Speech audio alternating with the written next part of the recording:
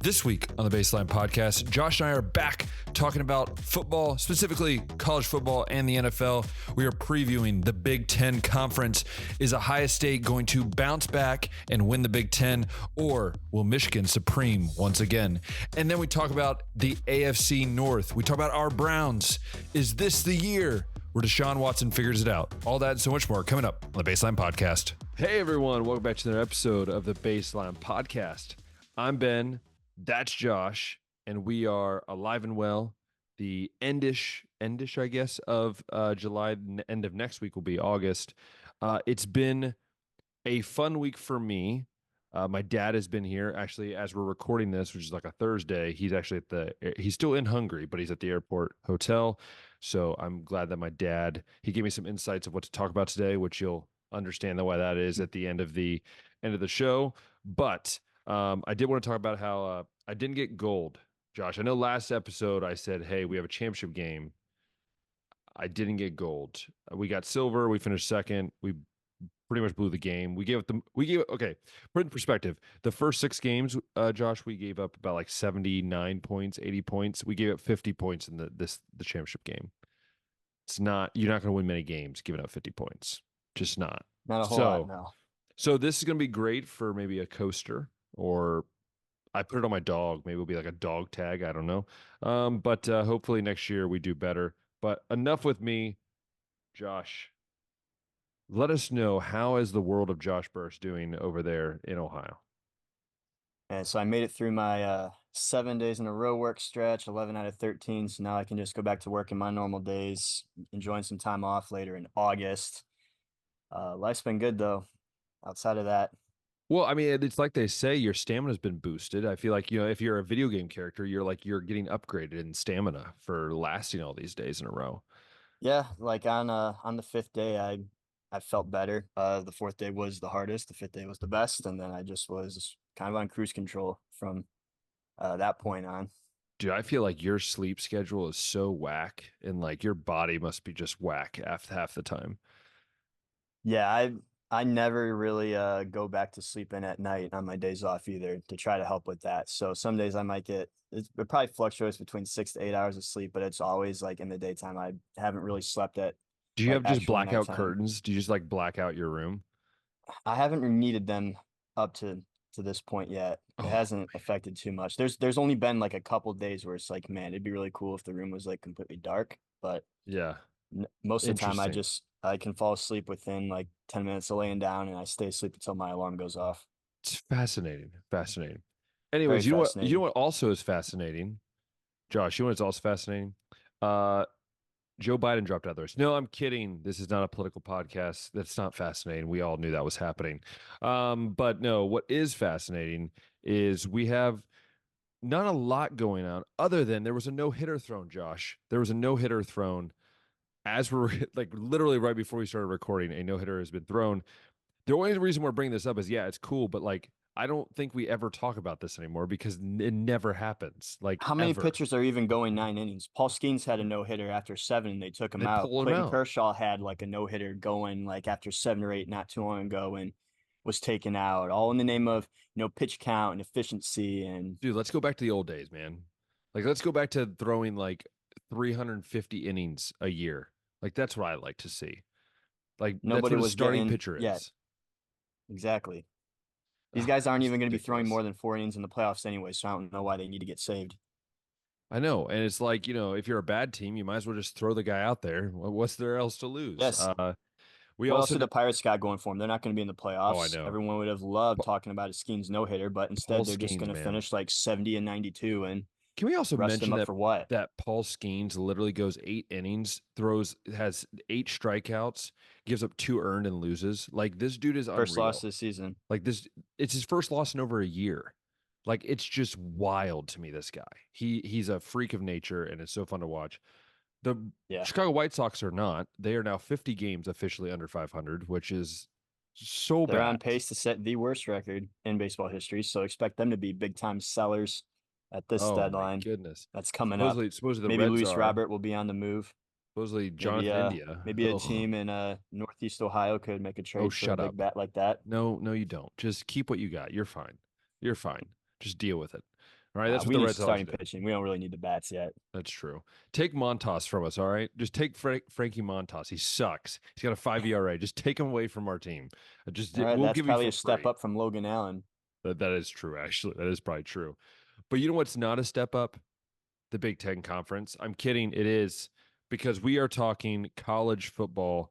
Once again, it's our annual. We're continuing on through. It's This our is the favorite. last big conference we're talking This, to about. be honest, is our favorite, the favorite one, because we do the AFC North, which is our Browns, and then we do the Big Ten, which is probably, Yes. even though Josh is not a Big Ten fan, it's just we grew up in this, so it's like we live the I'm Big all Ten. around it. I Yeah, know more about the so Big Ten than the SEC. that is true. Sorry, David Cohn and all y'all. We love you, but we're Big Ten people. But David Cohn's probably a anyways, Big Ten person too. yeah, but let's be honest. He lives down south. Like it's part of his blood as well. I feel like he's a little bit of both. It could be like Anyways, me being a Florida fan, but that is Big Ten true. guy, That is true. Michigan fan, SEC guy.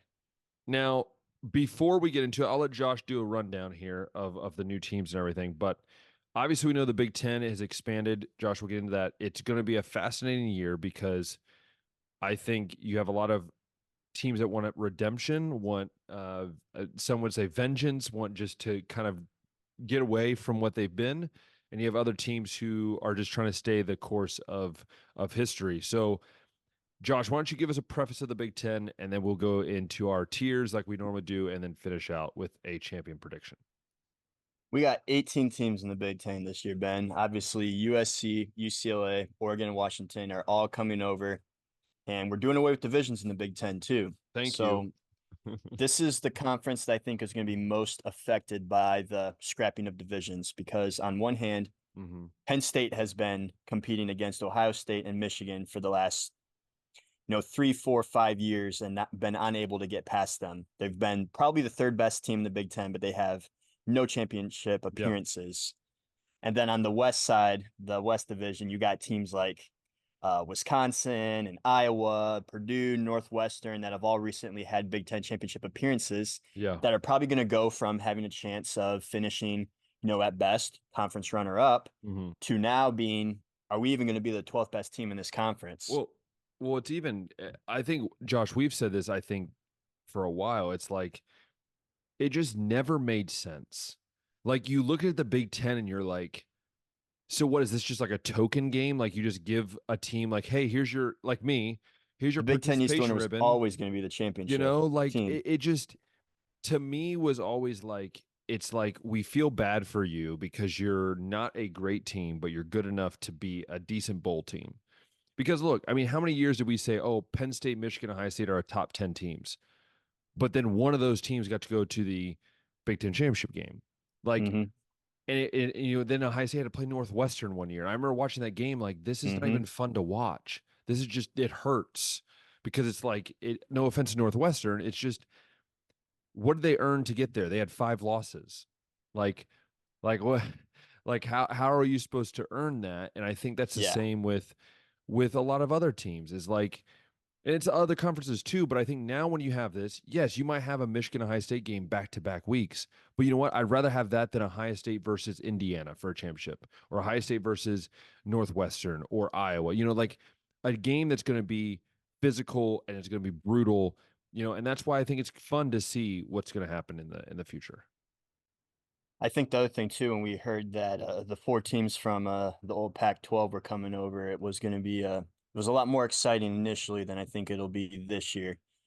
With the exception of Oregon. Oregon's obviously going to be one of the teams contending for a conference championship, but UCLA, USC, and Washington are all coming in kind of down. Rough. It's going to be rough. Yeah, they're going to have I think some adjustment to do, but we'll get into that more so when we get into these teams. So kicking it off, Ben, with Yes.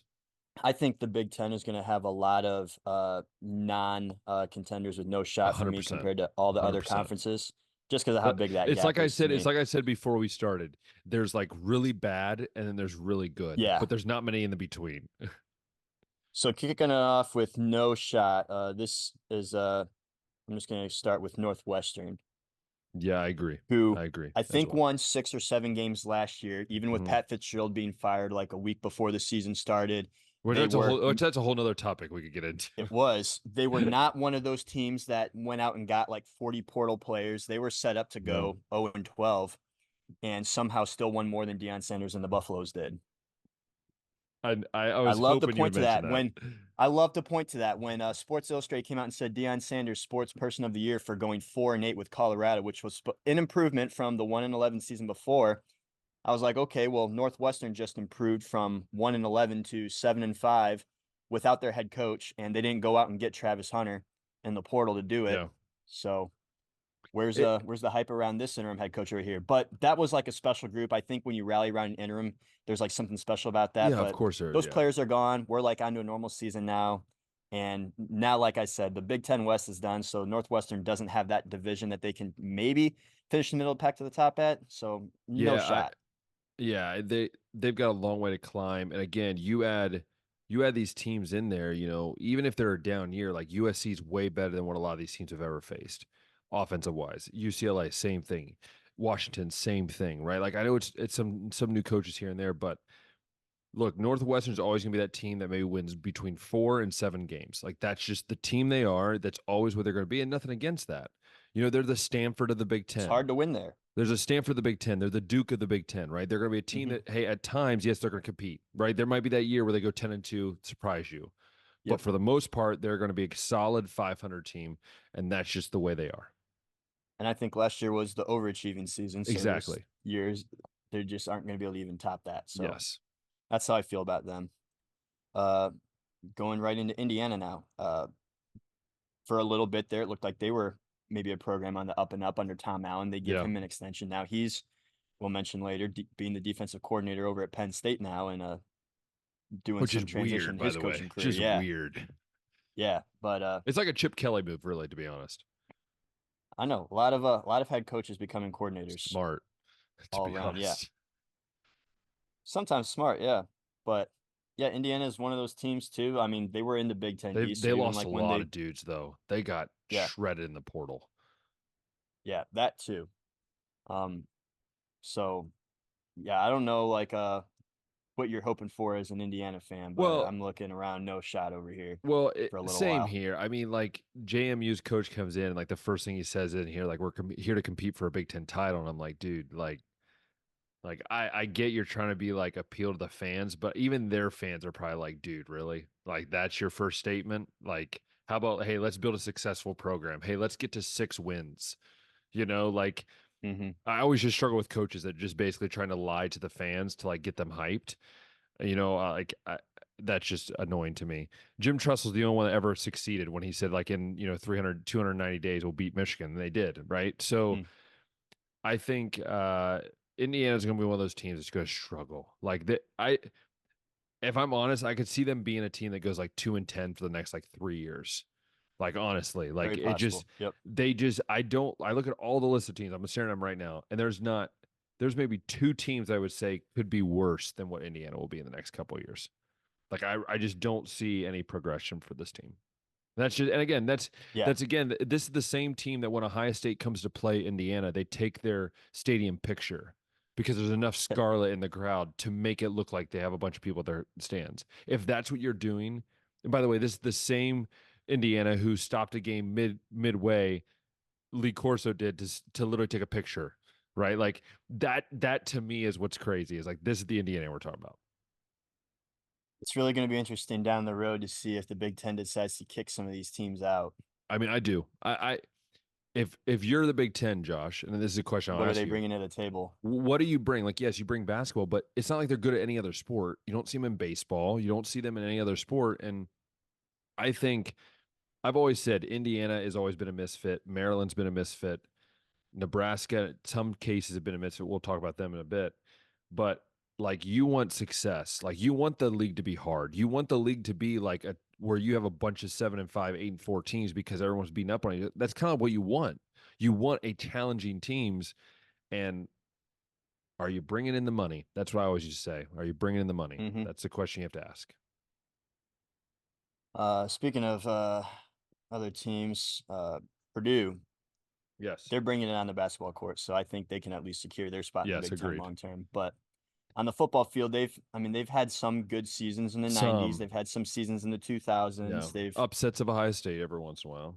right. Drives me They nuts. can be a spoiler, and they had Jeff Brom over there Was recently, who successful. was doing Rondell well Moore. in that role. Yeah, getting players like Rondell Moore, David Bell, winning with By the way, Aiden O'Connell. To stay at Purdue, which is the Hmm. crazier part. Yeah, Purdue can be a place that you can like win 8 games at. I think Oh, yes. consistently with the right coach there. I don't know, like in this transition period, a lot of people are picking Purdue to finish dead last in the Big Ten this year, and I suppose there's reasons for that. It it is funny how it's the Indiana schools that we're all saying is gonna, you know, Northwestern's close to Indiana too, so it's like just Hmm. funny to me. But no, Yeah, just kicking out the obvious ones first. yeah, Purdue is one of those teams where, look, we've had my little high school, and Josh, you know, I'm from a very small high school, and we had two of our most successful football players ever walked on at Purdue. One ended up being a scholarship player by his senior year. And like, so I was always watching Purdue just because I wanted to watch them play when I was a kid. Like, it's cool to see that. But man, it's just Purdue seems like one of those teams where if they just had the right coach, a little bit more booster support, and one really successful year, kind of like Hawaii did years ago, where they went 11-1 and they started getting more booster support and a lot of other things. That's what I think they need. So I Mm. just, again, I think they're so close to like finding a rhythm, kind of like Minnesota slowly found a rhythm, and how Maryland, in a way, has had it found a rhythm. Is like you have to have a really good year or a decent year, and then you kind of build off of that. It might be up and down, but at least you have that success rolling. Yeah, Purdue, out of the three that we've mentioned so far, I think could have the highest potential to compete in the conference as time goes on. Uh, I guess right now, Hudson Card's still the quarterback. I've Yeah, naming, which quarterbacks that are another guy still who's been been in around college for football for a while. years. Yeah, Goodness. long time. So someone that's, I guess, stable and mature at that position, but even still, not a whole lot around him. Um, Minnesota is another one of those teams that I look at and I'm just like, Oh, that's tough for me. what's going to go on here? At I least this feel, first year, we've seen mm, PJ Fleck get some talent in the building. We've yeah, seen them win 9 games over in that division I feel when it like, was a man, thing. But at this least one's this first tough. year, Minnesota I is a tough one because I we've think seen I'm them going win to some put them. games. I think I'm going to put them in the next tier.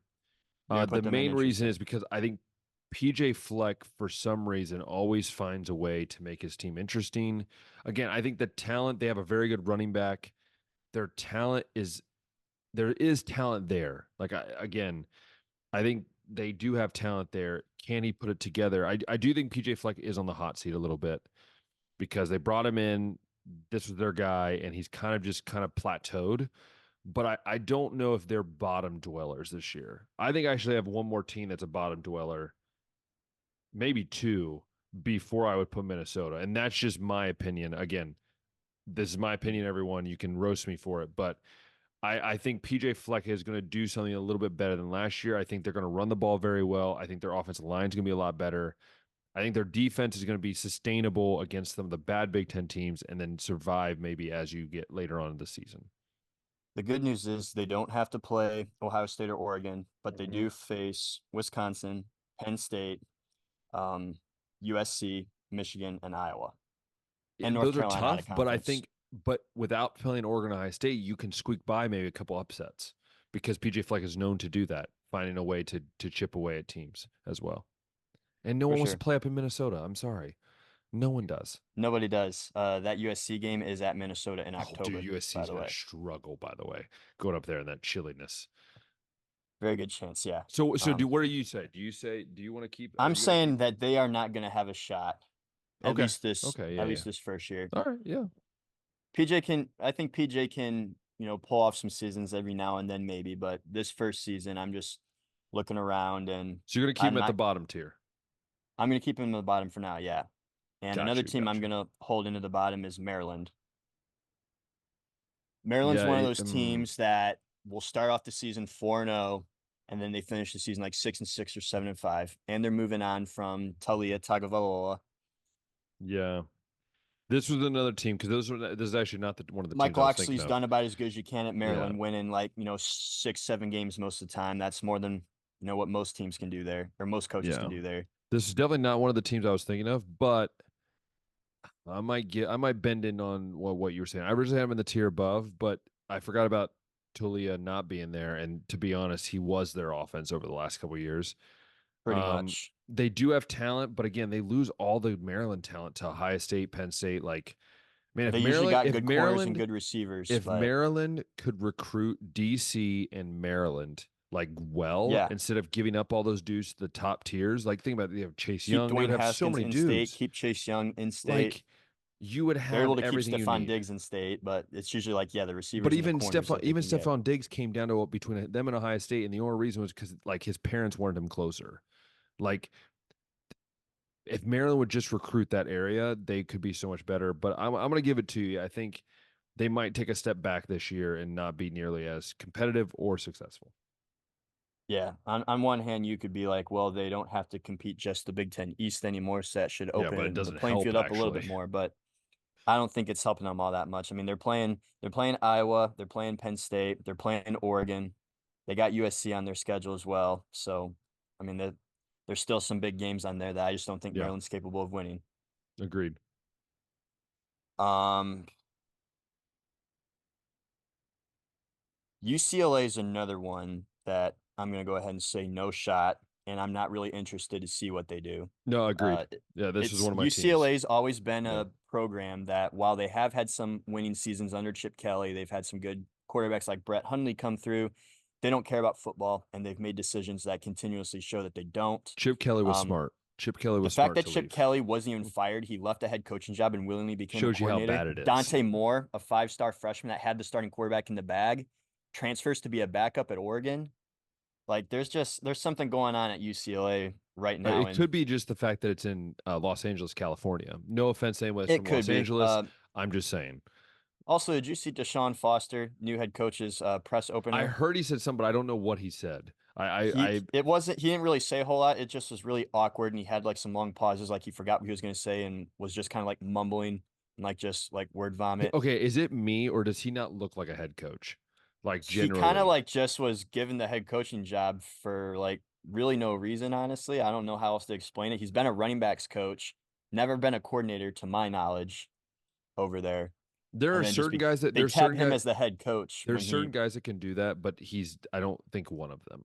I That's love just my Deshaun opinion. Foster. I got a Deshaun Foster Carolina Panthers jersey, so No, again, no, that's again. more than what I most people think can yeah, say. maybe he's a But good position coach, but like, mhm. look, I've been around enough head coaches at multiple levels of different sports to realize there's just some guys that are not head coaches, and And maybe his first head coaching maybe it job is, shouldn't have yeah. been here either.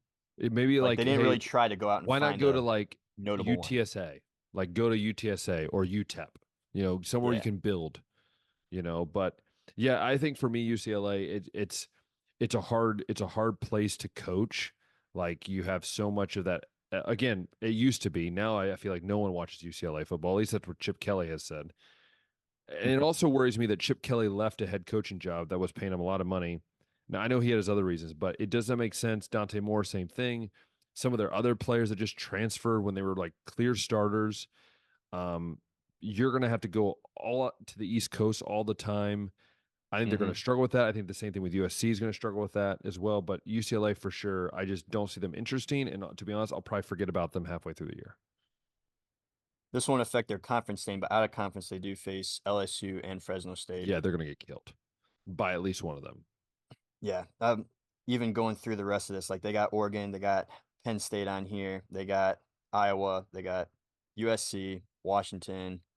Like, it's going to be a hard first season for them Yeah, this year, and I'm giving for them no sure. shot. For sure. This one is these next two are kind of borderline. I'm going to go ahead and, since we already mentioned them, say Washington. And you wouldn't think that because, I mean, national champion runner-up, but their roster got gutted. They got like 2 returning They starters, did. offensive and defensive, from last year. Kalen DeBoer's gone. They were pummeled in the portal. A lot of players went to the draft. We know Jed Fish can build a program. He took Arizona from 0 wins 3 years ago, and they won 10 games just this last season. So Yeah. give him time. And they also have Will Rogers, I think, coming in to play quarterback. So a proven vet there that can sling it. But even still, uh, I wouldn't expect Washington to be contending this first season. But for I guess, the sake of what are they going to look like after? Are they going to fall off like TCU did? I don't know if they'll fall off that No, far. that's why I think they're going to be interesting That's for why me. it's interesting. For me, I think they're interesting. I don't think they're at the bottom tier as we're mentioning the bottom tier. I think they're a team that I still think are going to be fun to watch, right? Because if it's any like his offense was in Arizona, if he tries to run a similar offense, that was exciting.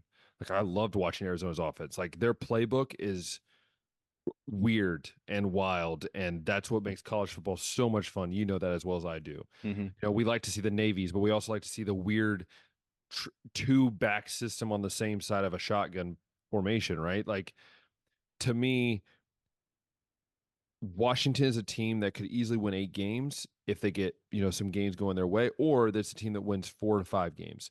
So for me, I think they're more interesting because they add that extra flavor that maybe we don't see from a UCLA or we don't see from a Purdue or Indiana or even a Rutgers or a Michigan State. Like that's where I feel like it can go either way.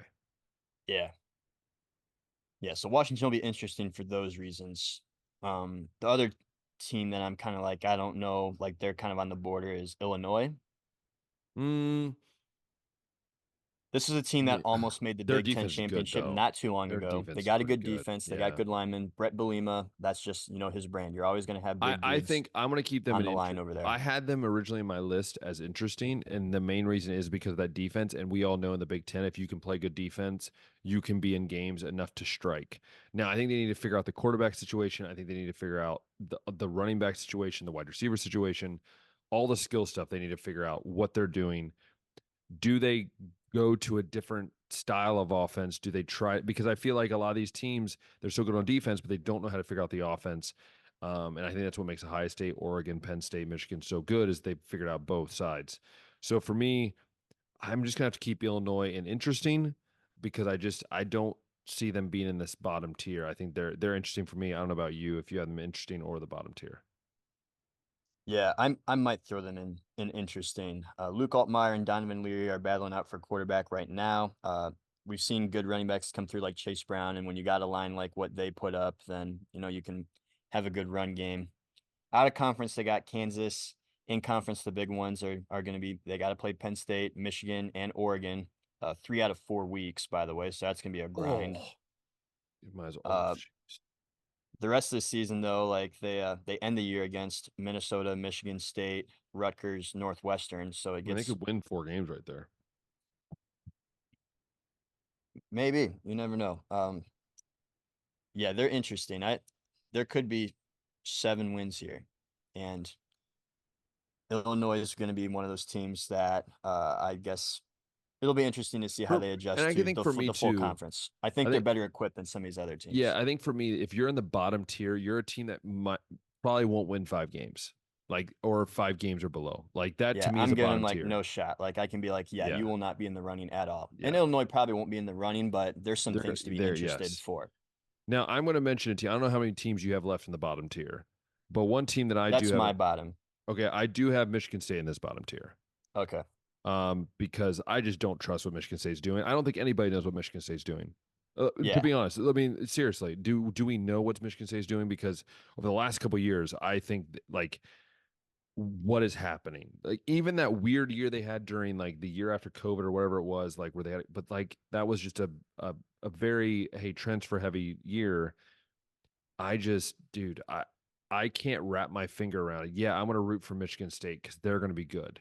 Like they just, I don't trust them and how they run their program right now to go. This is a team that's in the next tier. Again, that's just me. Maybe everyone disagrees with me, but until they prove it, more than all these other teams, I don't see them above this tier.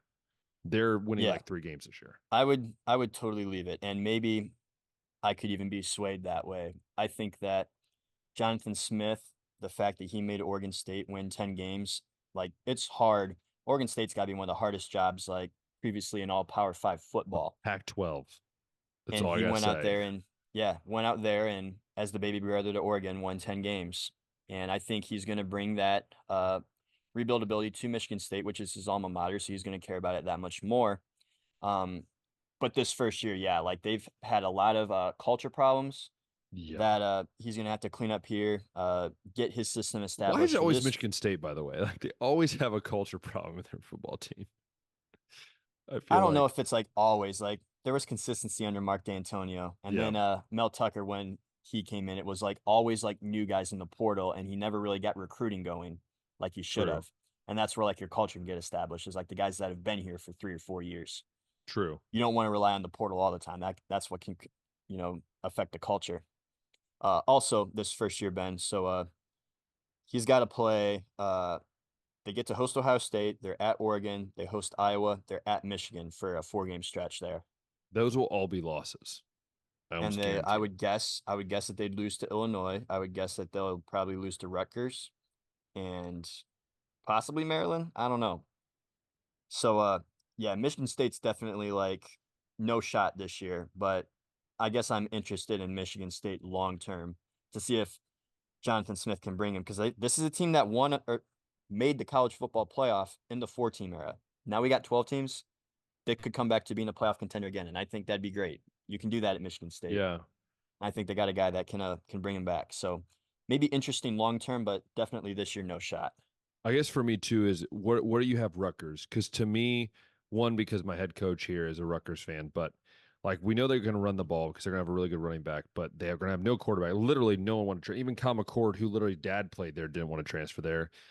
Yeah. Shiano's got a good, decent defense, but like Shiano always I seems just to can't. find a way to win more than what they should over there. I guess I'll keep them in interesting because they're probably going to be a team that wins like 6, 7 games, but man, I want to put them in that bottom tier so bad because I just Mm-hmm. don't trust what's going to happen. At least that's in my mind. Again, they've lost a lot as well. So how do you replace that? That's the question. Right. Yeah. Athan Kaliak Magnus or Manus or Yes, whatever his name from is. Minnesota, by He's the way. huge from Minnesota. Yeah. So maybe he's gonna be quarterback. I don't know what the plan is. They got 13 offensive defensive starters returning from last year. And everybody's talking about the Rutgers schedule too, Ben, because they don't have to play Ohio State, Michigan, Which is a Oregon, or Penn blessing. State. Yeah. They, oh man, So I don't know how much the record will really reflect how good they are. Out of conference, they do play Virginia Tech, who I know you're very high on, and who I I am. myself am very high on. Again, that won't affect the conference standings though. But like toughest games in the Big Ten that they got to play, Ben, like you're playing Washington, you're playing Wisconsin, you're playing USC, you're playing Maryland, Illinois. Goodness. Like, yeah, so Rutgers, I'll say interesting. Most teams, if you look at a schedule like this, if you were actually all that good, you'd be winning 9, 10, Oh, 11 for games. sure. Yeah. But for Rutgers standard, I'm going to say if they can go 8-4 on this schedule, good for you. Good for you. I'll be interested to see if they can do that. So I'll put them in interesting. Yes. I They're agree going to with be you. one of the teams that benefits from not having to play Ohio State, Michigan, Penn State, and on a good year, Michigan State and Maryland in the Big Ten Agreed. East. Yeah, Agreed. Agreed. get some of those West teams mixed in over there. So Now, interesting. We have a few more teams I think are interesting. At least I'm guessing you do. we have to. We have to talk about Nebraska because I think they fit this kind of They're similar profile interesting too. because they're going to have a quarterback that's going to play there for at least 3 years. They have And a to me, quarterback that's that what, will be there for at least 3 years, yes. whose dad's an alma mater, so And, that and, plays co- into it. and Coach Rule, who is saying a lot of very bold statements this offseason. And I'm Matt very Rule's interesting to track see what's record going to happen. too always makes the biggest jump from year 1 to year 2 Yes. at Their Temple and defense is going to be Baylor. solid. Their offense is Mm-hmm. going to be pretty solid. Now, do I think they're winning 10 games? No. Do I think they'll win 8 games? Possibly. I think they at least win 7 games. But I think people are they cannot put a lot of pressure on this QB, this freshman QB, because we all know in the college football specifically, a lot of these freshman QBs, if they do start, they have like 15, 16, 17 interceptions, maybe 15 touchdowns. They kind of look a little rough. They're not necessarily the most accurate. And then by years 2 and 3, they get really, really good. That's at least from my perspective. I don't know about you. Yeah, I would compare Dylan Raiola to, I guess, Arch Manning. We saw how much Arch struggled in that spring game Yeah. as a freshman at Texas, but Dylan Raiola actually had a really, really good spring game. So Kind of reminds you of a Trevor both Lawrence type. both highly touted recruits. I think that Dylan is more ready to start right now than what Arch was. Yeah. And when you look at the schedule, these first 8 games, like it's originally was a hot take, but I'm gonna say it's not because so many people are saying it. That they wouldn't be shocked if Nebraska started off 8-0 playing this schedule, Ben. That's nuts. UTEP, Colorado, Northern Iowa, Illinois, Purdue, Rutgers, Indiana before they play Ohio State. Yeah, that's very positive. That's why I'm saying like this is a team that could win 9-10 games, but We've we been all saying this about Nebraska. They haven't been but able to finish games. yeah, They got that's 31 true. score losses in the last 6 years. But it's also like it kind of like it reminds you of a Kansas. That's what Nebraska reminds you of. A team that could start 6-0 but then lose 6 straight games. Like that's this team. Like I feel like they're that close. They have to do something to get over that hump. And is it Yeah, now? I don't know. they're right in every single game and can never get it done. And I don't know if a freshman quarterback is going to really add that many more wins and close games like that when you need like Yeah. the ball to bounce your way. But it's at least set up to be that way. After that Ohio State game, they played UCLA, USC, Nebraska, and Iowa, or Wisconsin and Iowa. So Nebraska's interesting for those reasons. You got Dylan Raiola in there. You got Matt Rule going into year 2. You got the schedule that favors you. Is this going to be the year Nebraska like finally wins 8 games? I don't know. I really got to see them win, more than what they have before. I'd be all aboard the Nebraska hype train, but the formula is all there at least. So I guess there's a lot to be interested about there. Yeah, I mean, Another yeah, Oh, I you mean, got I anything think else I to think add? one thing is like too is how much do they trust Dylan Raiola? How much do you give him? How much do you give him? If this is the whole offense, do you trust him completely to run your system? That's the big question we got to figure out. Mm-hmm. Again, that's just my opinion. For sure. Another interesting team. This was a team that you and I were super high on last year, and the wheels fell off. Wisconsin. Yes. We thought Luke Fickell coming in, Oh, Phil Longo coming in, Tanner Mordecai coming in, the favorable schedule in the Big Ten West that they very well could have finished 10-2, and nowhere close to that. Offense scored, I think, 23 points a game, ranked in the 90s nationally. yeah. They didn't have a receiver get over 100 yards. Mordecai also was, off and on with health. He didn't look great. Braylon Allen No. off and on with health. Like Yeah. very tough transition. So this year coming in, they got Tyler Van Dyke at quarterback, who has shown flashes, but never has been able to really put it together or stay consistent. This will be his 5th season after playing 4 years at Miami. Ches Malusi going into year 6, playing What? Oh yeah, my that's goodness. who I anticipate will be the running back. He's played 3 years at Wisconsin. He was at Clemson 2 years before that. So I guess the reason why Wisconsin's interesting this year to me is how much worse can they be than last year? And then That is true. 2, uh, this is the other thing. They really well could be an improved team from last year, Ben, but they got to play Alabama out of conference. They do go against USC. They go against Penn State, Iowa, Oregon, and then we mentioned Nebraska. They could be a much more improved team and go just 7-5, 8-4. Oh, So they're they interesting to me.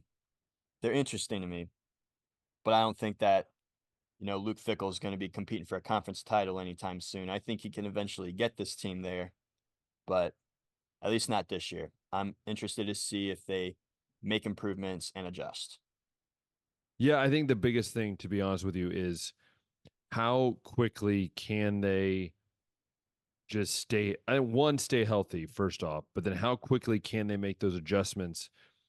Because it seemed like when they played Ohio State last year, they looked overmatched. Like, how can they find that balance of playing these tough teams, but also like being able to compete? Because again, you could make the Big Ten championship game or you can make the playoff, but you have to compete every single day, and that's the question I have too. Mm-hmm. All right. I'm scrolling through the teams, make sure I haven't forgotten any. I got maybe one. Yeah, I'm gonna throw one more in here. Iowa. Yeah, I agree with you as well. I think Iowa. This is funny, Josh, because I was playing the new college football game and I looked at Iowa's offense and I played as Iowa's offense. It's just as bad in a video game as it is in real life, and I don't know how that's possible, but it is. And I still don't trust that their offense is going to be figured out. Uh, It's so hard for me to trust it. Yeah, is And Tim Lester gonna come in here and like make that much of a difference from Brian Ferentz, especially with the yeah, I personnel that they got just in the building? again they're gonna have a great defense. They're going to keep teams like 10 points a Oh game, yeah. but I think they maybe win 6, 7 games, but I struggle because their offense has been so bad for so long. When are you going to give up on the pro style? When are you going to give up on a lot of this stuff and just say, you know what, let's just find a rhythm that works for us in this new modern age and do it? That's the question, So Iowa won 10 games last year, which is and they got nuts. 17 of those starters back. They Yeah, also get to face most of the Big Ten West teams this first year. They're facing must be Nebraska, nice. they're facing Wisconsin, Northwestern, they're facing Minnesota. Out of conference, they got Illinois State, Iowa State, and Troy. And then you do face some of the new teams, UCLA, you face Washington. You got to play Ohio State. That'll be the big one. Yeah, But I think the schedule lines up, Ben, for another, dare I say, that 10-win is season that for is this team with almost mind-boggling to everybody me. back. Yeah, Always mind-boggling. it shouldn't be allowed, but Iowa should win 9 or 10 games based on the fact that they got 17 of those starters back. And you would think that anybody is better at offensive coordinator than Brian Ferentz. The schedule lines up just like it does for Rutgers, I guess, but I believe in Iowa more because of the track record. Iowa's interesting. Very interesting to me. Nuts. Absolutely wild. Not interesting enough for me to sit down and try to watch a Oh, ugly like it's so eight it's to it five is final score that so they'll hard to probably watch have, them. but So hard to watch them. it got to the point where it's like Vegas was throwing out just wild over underlines, like putting them out under 20 points sometimes. Like surely the over is gonna hit, right? But it just never would. Ugliest way of winning. And I think that once they got to start playing, Oregon, Michigan, once Penn State becomes like on the schedule and like maybe some of these other teams get back up, like Michigan State, Nebraska, like Iowa's time could be done if they don't start Yeah. adjusting. Like right now, it's okay, but if these teams start adjusting, it could be over for them. So I think Kirk Ferentz is going to have to like, make some moves eventually, but at least this season, interesting. Yeah, for sure. Man, Michigan's another one of those teams where it's like, it seems like since we're in Ohio, that everybody's aware of the Michigan situation. New head coach, new coordinators. You got, what is it, 3 or 4 returning starters from the championship team last year. They don't have the recruiting prowess that some of the other national championship and regular contenders do. Michigan's just, gotten here with good enough recruiting and toughness and program developing, like 3, 4 year guys. Like culture is very strong at Michigan, but just with everything that's going on there, and then with the tough schedule they got in comparison to last year, everybody's making fun of their out of conference schedule last year. This year, it's no joke, especially even in conference. Like you're facing Fresno State and Texas first 2 games of the year, uh, before you play Arkansas State, and then you get into conference with USC, Minnesota, Washington, Illinois, Michigan State, Oregon, and then you get to end off with Indiana and Northwestern before you play Ohio State at the end of the year. But offensive line's gutted. That's been a strength of this team during this 3 year run where they've been winning the Big Ten. Wide receivers are gone. Cornelius Johnson, Roman Wilson. You do hold on to Donovan Edwards, who's been proven explosive running back. Colston Loveland, who could be the all Big Ten tight end this year. Quarterback, big question mark. Is it going to be Alex Orji? Are they By going the to throw way, out a it's the freshman most like Jaden who might be Davis? who might be the most inaccurate dude I've ever seen sometimes throwing the ball. Orgy. He just so hard to Yeah, watch. the athleticism's there, but yeah, the arm talent is not. So defense should still be strong. And we Will don't Johnson know is back. Mason We Graham is back. we also don't know what is the NSCA going to do. Like we still are waiting on that ruling. We're still waiting on a lot of that from that whole thing that happened last year. We won't call it cheating. We'll call it unknown allegations. And the fact that they're making a documentary and Stallions has said, hey, this is the perfect time to come out and just rip into Michigan. It just makes it all more fun. And again, I agree with you. I don't think they're a contender this year. I do think they'll be interesting, maybe just for that fact alone. And I see them winning Yeah. like 8 games. But again, Michigan could be going back to the Rich Rod era. What I mean by that, not the same offensive stuff, but just like the inconsistency might start again. Yeah, I think that Rich Rod would have loved having a quarterback like Alex Orji running his system, honestly. True. But when you got to face Texas, you got to face Ohio State, Oregon. You get to avoid Penn State, but still, there's going to be some tough teams or tough games with, like we said, Illinois. Um, so yeah, it's Michigan. I don't think that they're going anywhere, but it's not going to be like, the dominant 3 year stretch that we've seen from them. I don't Agreed. think. I Agreed. think it'll be a small setback, and then we can expect, next year again for them to be like really contending again. Agreed. Agreed. I just realized too that after I said those games, USC, Yeah, they're not a contender for me. I'm I'm just not going to be going to throw completely them in a honest. contender either. Like Their after thinking defense about it is going to more. be annihilated in the Big Ten. I was watching this clip, Josh. I think it'd be funny because there've been people complaining that the video game is too challenging and you can't really tackle. And then someone threw like 4 clips in a row of USC tackling, and it's like USC can't tackle. just like bouncing off of a brick Hmm. wall. And by the way, they're not like big dudes running the ball. It was like 5'8", like 160-pound dudes running, and they couldn't tackle them.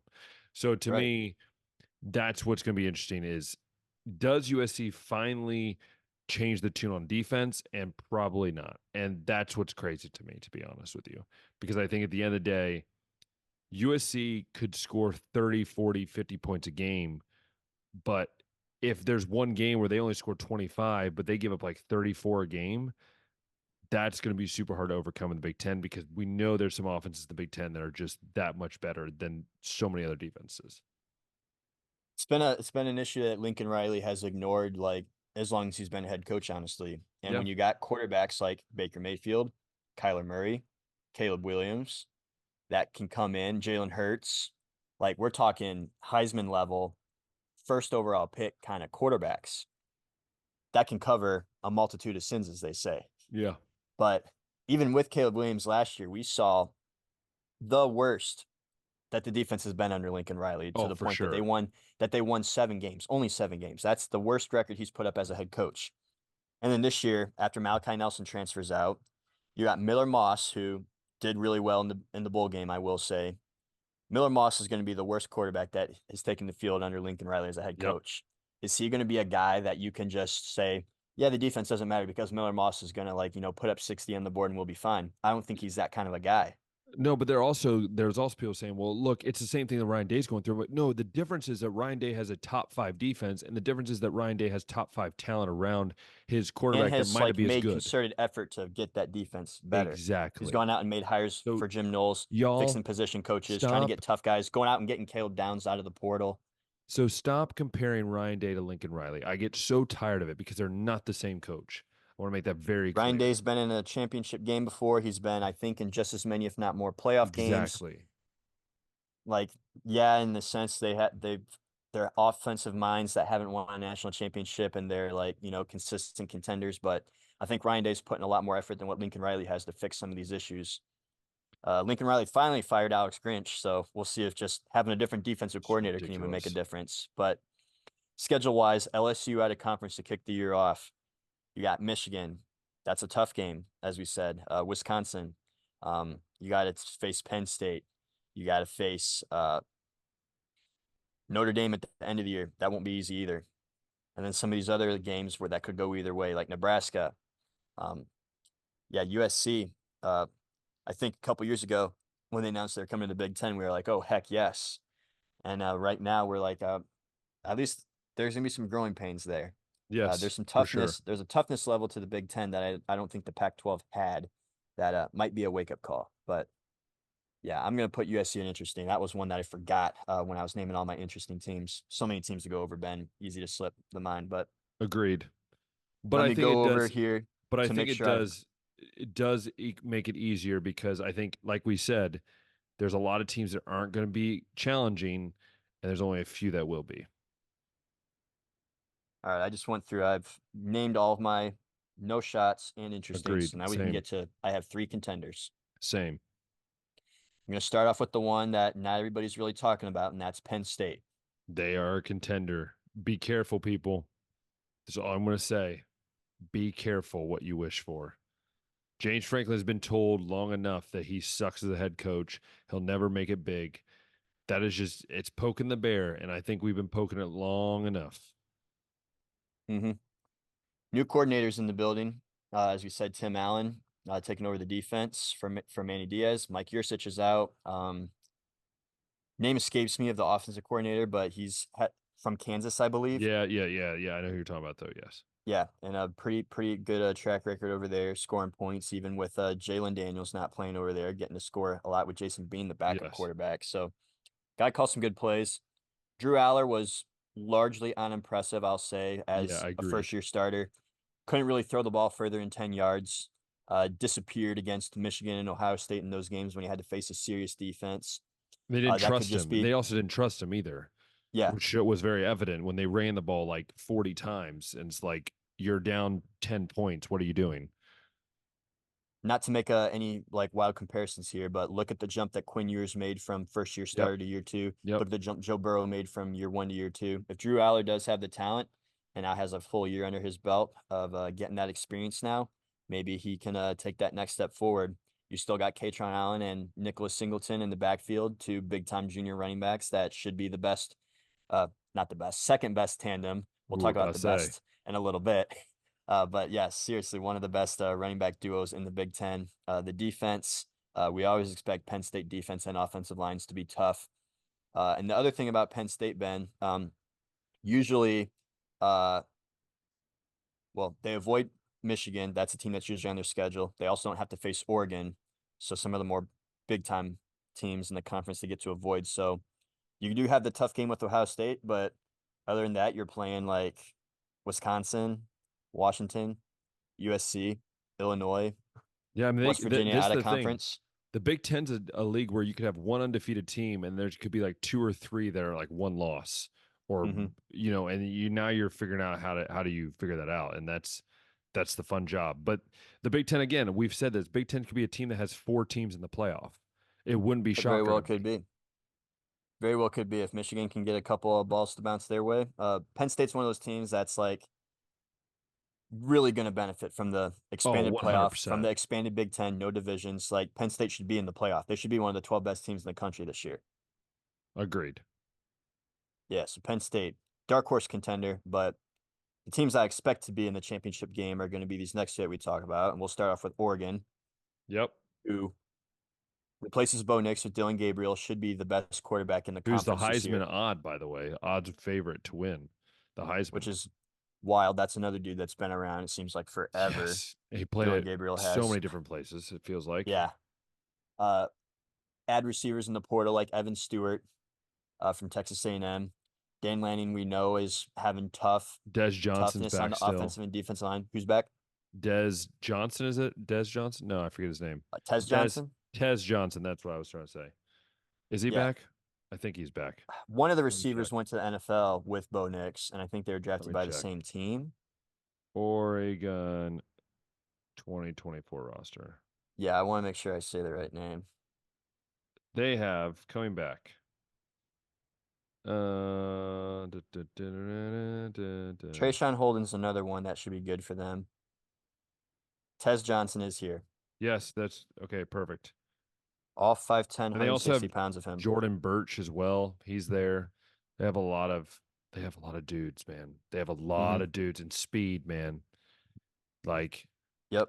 if they can play defense in the Big Ten, Oregon's going to be a threat every year. And also, Phil Knight came out and said, I will give you unlimited budget, whatever you want, to make Oregon win a championship. I'm like, are you that desperate before you die that you want Oregon? Like, Okay, They've never won a there national you go. championship, right? That's Oregon true. has They 0 have football never. championships. Yeah, it's nuts. So yeah, I think that another fun thing about this is that Oregon plays Ohio State on the schedule. They could face each other in the Big Ten championship again. And if the bracket falls right, they might face each other in the playoffs And again. Oregon beat Ohio State in Columbus last time they faced them. And this, So, right. And this time it's at Eugene. so it'd be fascinating. It's like a whole new rivalry, which I'm loving to Yep. see. Yep. Out of conference schedule features Idaho, Boise State, and Oregon State. Ooh, Idaho, In telling you, telling you. in conference, you got UCLA, Michigan State. You got that Ohio State game. You got Purdue, Illinois, Michigan, Maryland, Wisconsin, Washington. Now, I will say Oregon got to be ready for a lot of these Big Ten defenses because they might seem like easy wins, but these defenses are physical as all It's get going to out. be a little more than what you face when you're playing like Colorado and USC. And I mean, they have gone against There's gonna Utah. be dudes They that have hit gone, you yeah, and they don't care they're hitting you. yeah. I think we've mentioned this about like Texas and Oklahoma, like going to the SEC. I think Texas is better suited for this transition than Oklahoma is at the moment. Although I think Oklahoma will be fine. I think Washington and USC can adjust to the Big Ten, but I think Oregon's the most ready and, Agreed. like we're saying, should be in a conference championship in year one. So, Ben, that leaves us with one more team, the Yes. Ohio Buckeyes. Oh, don't be a David Cone on me. Please don't do a David Cone on me. Oh, I had to do it. But I know that's only because you are going to have so much to say about this team, and I'm just going to sit here and listen to you. Yeah, I will have more than what you said about Florida. No, okay. Let's put it this way. Very true. I'll just say what I think a lot of Ohio State fans are saying, right? Like this, if you look on paper, is the most talented Ohio State roster that I think many of us that are my age, maybe a little older, have ever seen at Ohio State. I mean, on paper, you have the top running back tandem. You have the best freshman wide receiver, who, by the way, will probably start day one at Ohio State. How many guys have done that? Not many. You have You've a had guys like Chris Olave come through, Marvin Harrison Jr. come through, Michael Thomas come through, and none of them were starting as freshmen. and that's what's mind-boggling to me. Like Marvin Harrison didn't really come up until the end of his freshman year in the Rose Bowl. Like that was when we first saw Marvin Harrison Jr. He wasn't really getting any touches during the year. And so for me, you have that. The offensive line is a question that I'll get back to in a second. And then you have the defense. I mean, you look on paper, this defense should give up like 2 points a game. Like, have we seen an Ohio State team with studs at D line, a lockdown defensive backs, and linebackers who are athletic freaks? I don't know the last time. We've never had linebackers that are athletic freaks. Okay, I remember the You've days when had tough, big, and listen. strong I linebackers, but remember not athletic freak when we linebackers. had James Laurinaitis, Bobby Carpenter, AJ Hawk as our linebackers. Okay, I remember when those were our linebackers, guys that were freaks when it came to hitting people, but not athletically, right? And I think defensive line wise, we've seen good edge rushers, but have we seen this deep in the defensive tackle field, part of the defensive line? No, you haven't. The And offensive that's even line, with Michael Hall Jr. leaving. yes, and the left side of the offensive line, really solid. You have solid up front. Now, who's going to start at center? That's the question. We There's a expecting lot. that to be McLaughlin. That's what people think. But He wasn't very good at snapping at Alabama, but he could move to guard what I've been because of that. hearing though, I've been hearing that was more of a competition piece. I've also heard that he will win it. So if anything, I think he moves possibly to guard. But again, Fryer is supposedly staying at right tackle, which was the one thing I was like, because you have some of these young dudes that you can just Tishabola, you have Montgomery, you have so many of these guys that you could just easily stick out there at tackle and have more athletic tackles, which in the Big Ten you need. But we'll see. We'll see what happens on the offensive line. Obviously, you have to replace Cade Stover. I'm interested to see what they do at tight end. It's going to be a mix, I think, between some of the I can never say the guy's transferred name. I can never say his name. He's from Ohio, but I can never say his name because I butcher it every I was gonna time. say, would you still have G. Scott and Jelani Yep, Thurman in the yep. No, you building? still have G. Scott. You still have Jelani Thurman. Jelani Thurman's a freak. I don't know if you've seen him. He's like 6'7", 260. He's just a massive human. But again, you have the wide receiver core, you have the running backs. Like on paper, Josh, this team should be undefeated, win the national title, should not even be contested. With that being said, I am worried that the hype of this team, I need to see what Ryan Day said, which is that we're going to try to keep the outside world from our team. I'm interested to see what happens because I do get worried about that. I don't want this to be like the 2015 team, and you know what I mean by that is because the Hmm. 2014 team was studs. But they weren't Yeah, dominant. 2014 team They weren't overachieved, dominant. won the national But championship when they probably shouldn't have. the Next year's next year's team, almost all team those guys were back. should have been the national Yep. championship team, but they weren't. And this is what I'm worried about this group. But again, I trust what they're doing. They're recruiting well. Brian Hartline, best recruiter probably in college football right now. You have a new running backs coach who, by the way, looks like he could break me with one finger. You have brand new defensive backs coaches along with what they've already had. You still have a Knowles defense who's going to be really solid. Jack Sawyer said in media day he came back for one purpose. He's from Columbus, Ohio. He wants that chance at that Michigan gold pants. That's what he wants. He wants that chance. And I think that shows you the intensity that this team is going to play with. And for me, I have two question marks, and that's the main thing. One is, what are you going to do at quarterback? I haven't talked about the quarterbacks because I don't know what's going to happen. Part of me thinks it's going to be Will Howard because you wouldn't bring a guy in if that you're not going to give him the keys. But also, Devin Brown but just might be just balling out that we don't know it and we don't realize it. But for me, I think it is going to be Will Howard. That's my gut. I think it's going to be Will Howard, and I think this offense will love having a dude that's 6'5", 240 pounds that can run the ball. It's just going to ease up on what they do.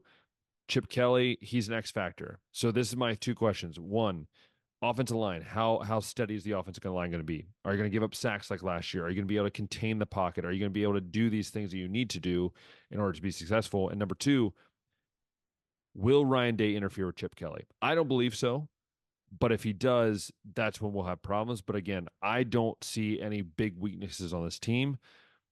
They finally fired their special teams coordinator, which I think was a huge weakness. So again, I think this team is not only a contender, they're going to win the Big Ten, and I think they're going to do it in a dominating fashion that we haven't seen in a very, very long time.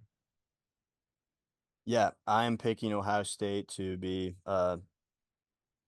winning the Big Ten too. This is one of the most talented rosters in all college football coming into this season. You look at like their roster, and then it's like Georgia's is like up there with them, and maybe like one or two others.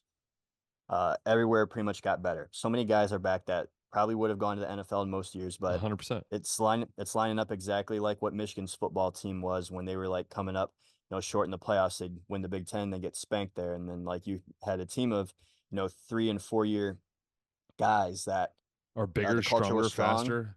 Yep, and they were like, we are coming back with one mission in mind, and that's what this Ohio State team to me is doing, like you said, all across the board. And then you added on guys like Quinshon Judkins to the offense, Caleb guys Downs. like Caleb Downs to the defense. So the one thing that I'm looking at is the weaknesses of last year's team, still weaknesses this year. What's the offensive line going to look like? You mentioned some guys that are back, but we still have, I think, some question marks Questions, there yes. about some guys. Some guys definitely do need to do some stepping up there. And then how much of a step up is Will Howard from Kyle McCord? We know that he's, like you said, he's got the frame. He's a little bit more mobile. Is that enough? I don't know. Are they also going to take on more of like a Ohio State offense of old, where you had like guys like Maurice Claret, Beanie Wells, uh, guys that were more of a run first team then because their quarterbacks that they were throwing out there were like Todd Beckman and Craig Krenzel and stuff like that. So, but to do that, the offensive line has to be good. So those would be the big questions that I have. Also, now that Ryan Day making moves that he needs to make that Lincoln Riley's not. Now that he's got Chip Kelly in the building, on the record saying you trust him with his life, I don't think he's going to be involved in play calling anyway whatsoever. It's allowing him to be much more of a head coach this season and the CEO of this football program. So if it's not this season, Ben, that Ryan Day like gets it done at Ohio State, I'm not sure if there's ever going to be a season No. that Oh, he well, gets it done. but I also That might think be a dramatic question to ask, but no, but it's if true. you're I not mean, winning a playoff game this year, especially in the expanded 12 team era, like what are we doing here? I also think too, like Bill O'Brien leaving was a blessing in disguise because I think with Bill O'Brien, he would I don't have think more. anybody was excited about that But hire. this is the thing. I think he would have had more of a tendency to go back into play calling. They would have been more of a pro style offense, I believe, Hmm. instead of now with Chip Kelly. I mean, you saw he was running the wing T in the spring game. He's Like willing to do the that's what whatever the you're going to strength of see. this team You're going to is. do wing T with two running backs, three running backs. You're going to see the spread option. You're going to see a pro style. You're going to see probably some freaking triple option. Like that's what makes Chip Kelly so amazing. And I think when you got landed Chip Kelly, that was just the it started laying eggs everywhere because Caleb Downs came and like it was just like everything was happening. And what was amazing about that. And so for me, look, this Ohio State team could go down as one of the greatest teams, not in Ohio State history, not in Big Ten history, but in college football history. If they do what they say they're going to do, this defense could give up less than 10 points a game. This offense could put up 30, 40, 50 points a game if they're where they need to be. And that's the question when it comes to the end of August. Where will they be? Do Travion Henderson and Quinshon Judkins each need to rush for 1,000 yards this year? No, no, I do not believe so. I believe that one of them probably yes. I think one of them needs to eclipse that, but I don't think so because I think the way Chip Kelly runs it, and when he has multiple running backs, he loves to balance it. And I think he knows with a 17 game schedule possibility, he needs to keep guys fresh. So he's going to have to keep guys moving, throwing the ball a little bit more than probably usual. And the screen game is going to be huge, I think. I think the screen game is going to be the underrated part of this offense. Yeah, I don't think that like Will Howard is gonna, like I said, be a huge step up from Common Core. I don't think that they're going to count on him to do too much. I think that, and this also plays into Chip Kelly. He plays to the strengths of his team. I don't Yeah, think he's gonna ask exactly. Will Howard to do anything No, he's too not. crazy. They haven't announced the starter yet, by the way, but when you look at what Devin Brown has done in the spot situations Not he has much. played, Julian Sand and Aaron Nolan are two, True I'll say, freshman. highly touted freshmen, but also freshmen. I don't think you want a freshman leading this team with so much on And the line. Kleinholtz, I'm like, sorry, bud. You've been there. Yeah, You got destroyed. yeah. So I'm gonna go ahead and say that it's probably Will Howard's job. But Ryan Day's also waited long times to announce He either likes to Justin do that. Fields and CJ I Stroud think at he has quarterback. fun. Yeah, I think he has fun with it. He's like, yeah, I'm just gonna wait. yeah. So that's That's I don't that's the have Big anything else Ten. to add, but that's Big No, that's the Ten. Big Yeah. Ten. So Talk AFC North now. now AFC Moving to the North pro level, pro level, the the only division we Midwest, care about, the only division we really care about, to be honest with you. and possibly one Um, of the best divisions sorry, in all Jared, football. we're gonna talk about the least amount the team down in Cincinnati because no one really cares. Because when your quarterback shows up looking like a freaking idiot from a frat house, I'm not willing to talk about it on an extremely long length. Just saying, Jared. You're welcome. Not but plus 1,000 aura, Ben. It's awful. I'm sorry, it's awful. If he showed up in my quarterback room, I'd be like, leave now, now. Don't even just stop. No, leave. I don't care if we're paying you 50 million a year. Leave. Get out of my house. All right. Should we start with the Bengals since we're bashing them? I feel like we should. That's where we got to start. Some people think that well, the odds-on favorite to win the division is the Baltimore Ravens, I'll say, but Cincinnati's second. And I think that Cincinnati's probably better set up to win the division than what Baltimore is right now, honestly. Uh, for one, you do have Joe Burrow coming back, who's going to be a step up from Browning at quarterback last year. You got a healthy Joe Burrow back. You didn't trade T. Higgins, so you got him back with Jamar Chase. And T's Yeah. probably going to be playing for a big contract too, so there's going to be motivation there to do well. No Joe Mixon, but Zach Moss comes in, so like almost like an even replacement right there. And you fix the offensive line, bringing in guys like No, Trent we Brown. think. We We think. think when you bring in Trent Brown and draft Demarius Mims, I think that that should do the trick over there. You draft Jermaine Burton to replace Tyler Boyd. We'll see if they can get that kid's mind right. Definitely out of talent there, but obviously has some character concerns there. And then Chris Jenkins, add him to the defensive line from Michigan, the NFL draft. So yeah, I'm definitely leaning more towards Cincinnati as the favorite to win the division. Uh, we can go ahead and talk about the schedule after you share your thoughts. What are you thinking about this team, though? Where's Joe Burrow? Like, what I mean is, like, where is he at? Like, health wise, we say he's healthy, but look, this team rides and dies with Joe Burrow, and I don't care what anybody else says. It's a fact. If he's healthy, if he's where he needs to be, this team will win 12, 13, 14 games. I just wonder, is he truly healthy and is he ready to lead? Because you put a lot of money into him and this seems like this is the prime time. Because if not, I feel like some guys are going to be leaving. And so for me, it's just going to be interesting. You got the guys to protect him. Your defense is still, I think, going to be pretty much the same. Solid. Not going to be amazing, not going to be terrible, but solid defense. But the key is, will Joe Burrow be ready health wise for the start of the season to keep you on a good track? Right. I mean, this is what, year 4 or year 5 for Yeah. him that Yeah. he's going into, and he's already had 2 big season-ending Hmm. injuries like this. How much is And that it's going to be in the hand, back and of it's his a mind and hand. affect his play? Like that's a big thing as a quarterback. When your wrist and hands and arms are all messed up, it's not an And the easy thing to get first one, I used think, to. as a rookie was like a knee, right? Yes. Yeah. Schedule-wise, so like we know the division's tough, so you got to play the Browns, the Ravens, and the Steelers twice, but they also got to play the Chiefs. They got to play the Eagles. They face the Chargers. They face the Cowboys. Everything else looks pretty manageable. You got like the Broncos, you got the Titans, you got the Raiders, you got the Commanders, the Giants, the Panthers, the Patriots. So I guess it's a I won't say a favorable schedule, but it's definitely one that they can work with and I think pull off 12, 13 wins here. Yeah, I think I kind of had him at the 11, the probably the 12, 11, 12, or 13. It's kind of like 11 to 13 range is where I have them. Um, Again, I hate saying that as a Browns fan, but it's reality. I think they have the talent, and I think they have the schedule that favors them, and it's going to give them that opportunity. I think to be in that range. And all jokes aside, is the Bengals your favorite to win a division? No, no. Well, I'm gonna say that, and that must mean it's the other team in Ohio. Oh, 1,000%. All 1,000%. right. Well, I'm leaning Cleveland as second in the division, so we can talk about them next. I'll let you lead this one off, Yeah, I since you mean, are much more confident than I. okay. I know a lot of Browns fans are not confident because of Nick Chubb and him being kind of, to be honest, we have no idea where he's at because no one's giving updates whatsoever. Like, let's be honest. Like, all we hear is like, well, he's making progress. Well, what does that mean? Does that mean Right. he What is does making 4 weeks progress mean? away? Does that mean he's 4 months away? What is that at? Um, but there's a feeling gut in me. And again, this is no evidence based on practice or any film I've seen.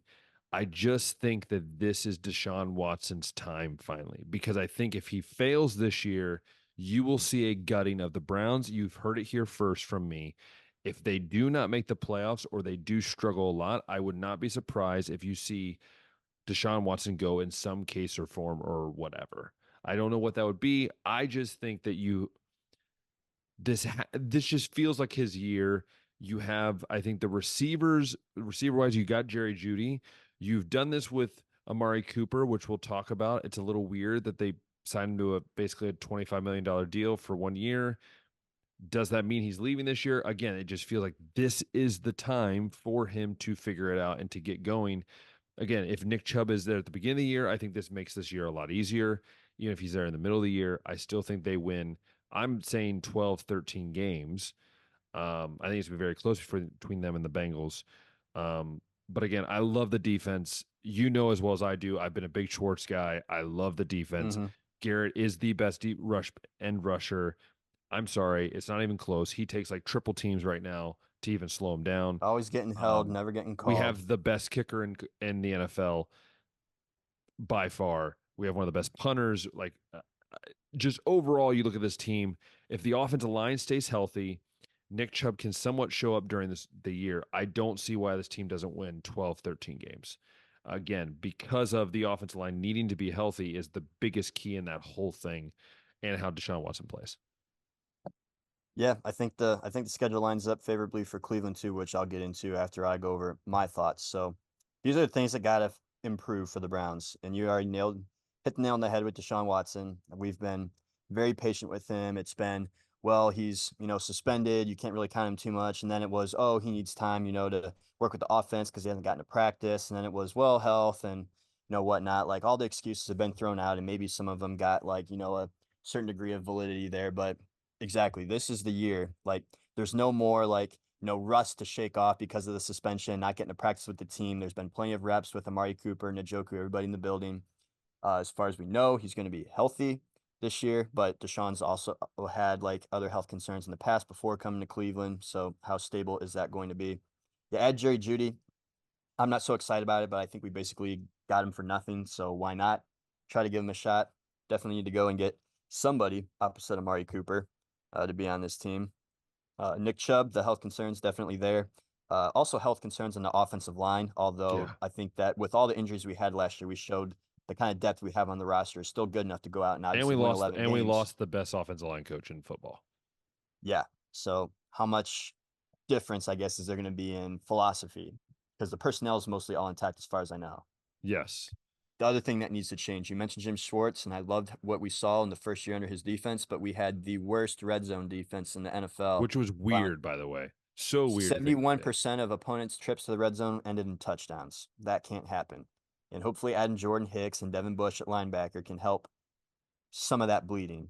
Again, it's Agreed. like we make like these moves that aren't like big time splash moves, but Andrew Berry has, I guess, done enough now to show to make like smaller, like under the radar moves that like end up being panning out really well for us. So Mhm. maybe these can be some of those as well. And then as far as the schedule goes, we open the year against Dallas. We got to, go to the Jags. Um, we do face the Eagles. We got all the division teams. We also got the Chargers. We got the Chiefs. So these last four games, Ben, we're hosting the Chiefs. We go to Cincinnati. We are hosting Miami, and we are at Baltimore. Rough.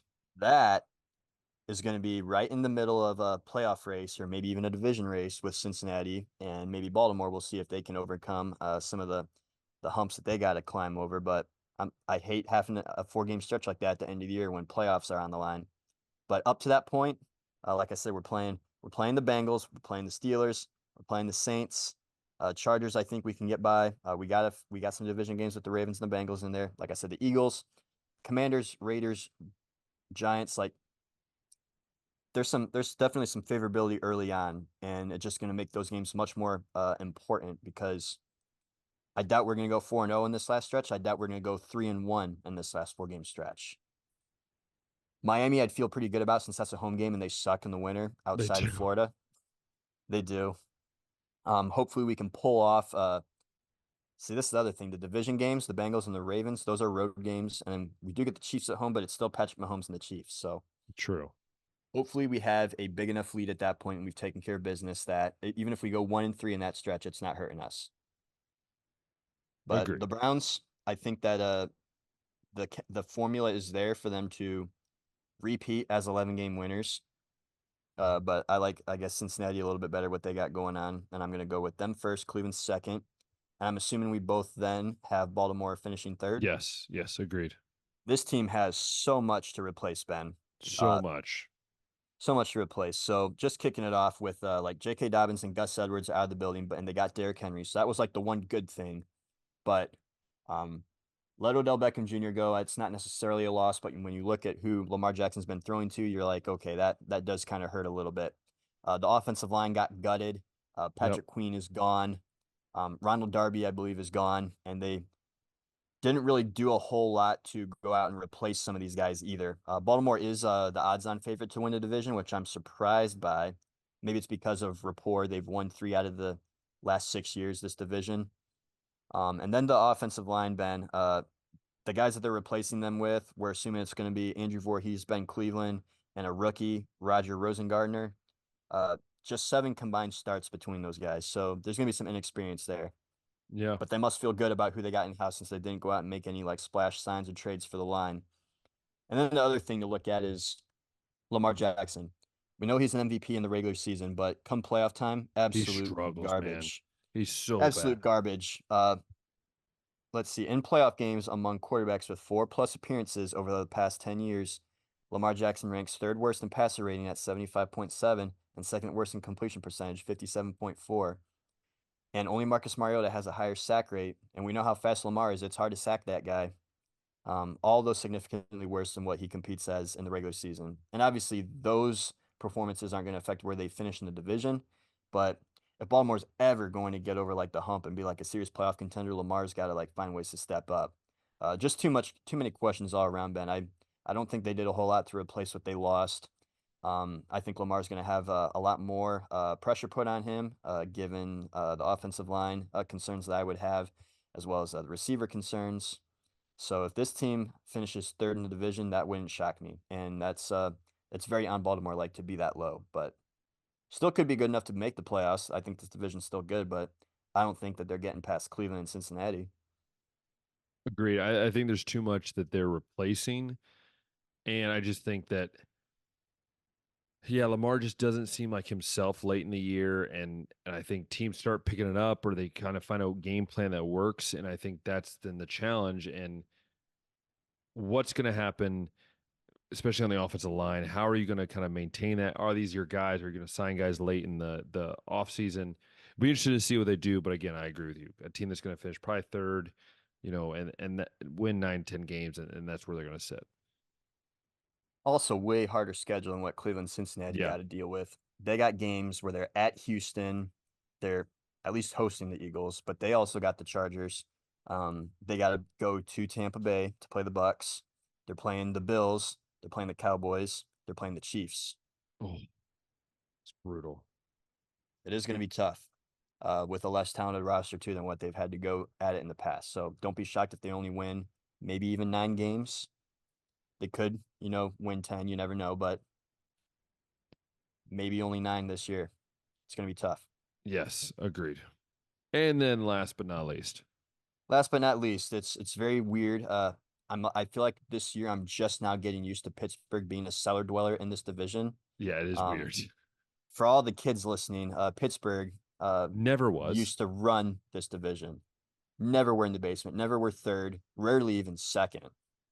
But Mike Tomlin still somehow hasn't finished under Somehow. 500, even Somehow. with like these third and fourth finishes. Yeah, somehow hasn't. But I think this year could be that year, even with Russell Wilson and Justin Fields coming over here at quarterback. Especially we'll get When into the you're schedule and when what you're they got to talking deal with about at when the you're end talking of the about season. Justin Fields returning kicks, that's when you know it's bad. That's when They're you know talking you're at about it. that. That's Yes. serious. Yes. My gosh. I think there's young weapons to be excited about around like George Yeah, Pickens but and Pat Firemouth and Calvin Austin and guys like that. But just looking around, running backs, it's a position that we always expect to be good, but Najee Harris and Cordell Patterson just, aren't like what we're used to seeing over there. yeah, I think Jalen Warren still might be over there, but um, yeah, it's just very, very on Pittsburgh like roster that we're not used to seeing. But yeah, you get Mitch Trubisky out, Mason Rudolph out, um, Kenny Pickett out, so you're all in on either Justin Fields or Russell Wilson. Fields could be the long term play, and Wilson's just here, I guess, hoping to like squeeze the last little bit of greatness that might be in him out. But we talked about Baltimore's schedule being tough. At least the end of the Pittsburgh season, Ben. They got to play the Ravens, the Browns, the Bengals, the Browns again, the Eagles, the Ravens, the Chiefs, and the Bengals. Like absolutely brutal. And then even before that, like you got to play the Chargers, you got to play the Cowboys, you got to play the Jets. Um it's schedule's not looking favorable. This could be no, Mike Tomlin's first under 500 season, and maybe that's when Pittsburgh will finally be like, "You're out of here. You've been too long. You've been here too long. We've been too average for too long, and you finally got a losing season, so you don't even have that to hold on to." agreed. Agreed. Yeah, I mean, Mm. I'm not. I hope it stays this way for a while. It'd be great if Mike Oh, Tomlin for stayed sure. around and like the quarterback situation stayed the way it did. But I think Pittsburgh's organization is just like they pride themselves too much and like their history and winning, and they can't be like this too long. Agreed. Yeah. It's eventually going to get it done. Yes. So I think at the end of the day, yeah, Steelers fans, it must you don't know how this feels, do you? Must feel. And just let you know it feels terrible. And I hope you keep feeling terrible. You're welcome. Facts. Facts. All right. Facts. Nothing else to add to That's the AFC North here. yes. The only other news that we have to share with you is that the Olympics are starting this week. Again, we don't have all the details in front of us, but hey, go check it out online. I think NBC usually has a bunch of coverage. Go watch. I Check know. out Fifth and Goal too, because they've Yes. done great at informing It's how all the events amazing, dude. go. Even So like cool. basketball, like Well, international play even compared to like NBA well, rules. even It's like like, oh, they I were doing forgot or like didn't know that. kayaking. Like I was like, I didn't even know that was a sport. I didn't know breakdancing was a sport now. Like it's fascinating to me. They're breaking down how Um, it's scored and judged, and like, wow, okay, the that's that rules. okay. Okay. That you tried on that dad joke. Um, did you realize you did the dad joke, or did you not realize you did the dad joke? Did not. Uh, you said breaking down the rules, and I said break dancing, and you said breaking down the rules, and Oh, you didn't even realize you did a dad joke. I So didn't. bad. Anyways, Oh man. check it out online. It'll be fun, to talk about it. Well, hopefully, once these previews are done, we'll break down a lot of the Olympic stuff and talk about gold medals and all that fun stuff because it's always fun. Because Josh, we've held a gold medal before. People don't know this. We have Back in our radio part of our days, history. way back in the day, we got to hold a gold medal and a bronze medal. Which, fun fact, if you don't know, I'll give you a fact for the day. Paralympic medals have beads in them to where you can hear them so that people that are blind, they can actually understand or can hear which medal they have or make sure Mm, they've received the right one. And I can tell you they are heavy. Josh and I can both say they are very heavy. for sure. And I felt cool for once. Anyways, I hope you guys enjoyed this episode of the podcast. If you have, go ahead and click that thumbs up, hit that notification bell, hit that subscribe button, and make sure you comment below. What is your favorite event in the Olympics? Mine is, I'm gonna go. It's not the curling because that's the Winter Olympics. I'm gonna go target shooting, clay pigeons. That's what I'm gonna say. That's gonna be my favorite this Olympics. What about you, Josh? Men's basketball and track has always been Yeah, that's like the fun. favorite of mine growing Boring. up, and it's probably going to stay that way Boring. this season Anyways, as well. Hungary. I'm rooting for Hungary in a few sports, so that'll be fun. My wife's cousin's actually in the Olympics this year for Hungary, so we'll be watching him, supporting him as well. So, and also, if you loved us listening on Apple Podcasts and Spotify, make sure you give us a star rating and let us know how we can do better. What would you like us to see more of, and so on. But once again, have a great weekend. Until next time, we'll see ya.